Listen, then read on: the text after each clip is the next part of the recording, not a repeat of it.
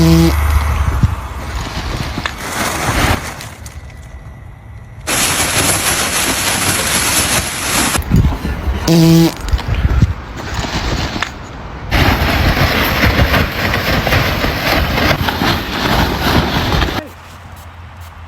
that's brutal. What the fuck was that? Bro! Dude, get me out of this thing, bro. It fucking stinks!